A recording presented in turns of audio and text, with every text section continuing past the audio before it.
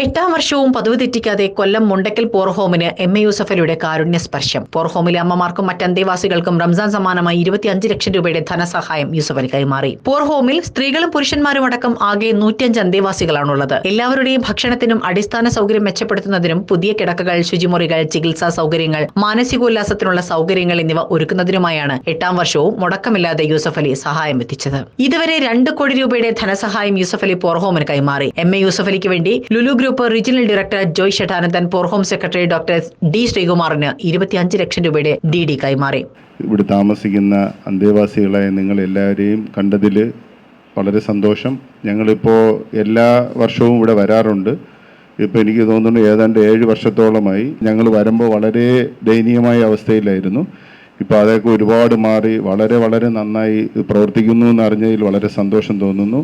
കൊല്ലം mayor Prasanna Ernest, deputy mayor Kollam Madhu, Lulu group public relations manager Sooraj Ananthakrishnan, Thiruvananthapuram Lulu mall media coordinator Mithun Surendran, poor home managing committee അംഗം, corporation ക്ഷേമകാര്യ standing committee ചെയർമാനുമായ Jayan, division കൌൺസിലറും പൊതുമരാമത്ത് standing committee ചെയർമാനുമായ Sajeev Soman, poor home superintendent K Vatsalan എന്നിവരും സന്നിഹിതരായിരുന്നു. മുണ്ടക്കൽ പോർഹോമിന്റെ ശോചനീയാവസ്ഥ മാധ്യമങ്ങൾ വഴി അറിയാനിടയായതിന് പിന്നാലെയാണ് 2017 എം എ യൂസഫലി 25 ലക്ഷം രൂപയുടെ ആദ്യ ധനസഹായം നൽകുന്നത്. കോവിഡ് പ്രതിസന്ധി ഘട്ടത്തിലടക്കം ഇത് പോർഹോമിന് വലിയ ആശ്വാസമാവുകയും ചെയ്തു. വളരെയധികം സന്തോഷവും അഭിമാനവും തരുന്ന ഒരു പ്രവർത്തനമാണ്.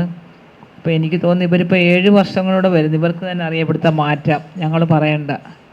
അപ്പം തീർച്ചയായിട്ടും അവർക്ക് ആ ചെയ്യുന്നതിൽ ഒരു സന്തോഷമേ ഉണ്ടാകത്തുള്ളൂ.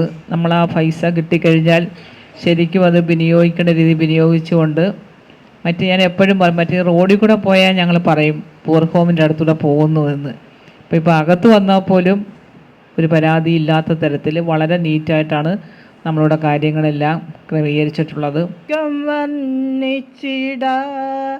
വാക്കുകൾ പോരാ നന്ദി ചൊല്ലി തീർക്കുവാനിൽ, ജീവിതം പോരാ കഷ്ടപ്പാടിൻ കാലങ്ങളിൽ.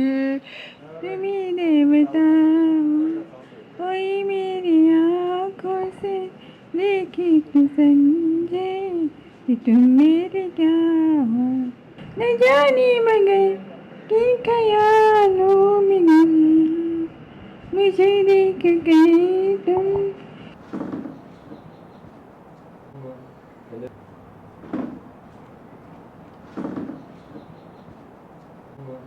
എല്ലാവരും പറഞ്ഞുകൊണ്ടിരുന്നതാണ്. ജോയി സാറും അത് സൂചിപ്പിച്ചു.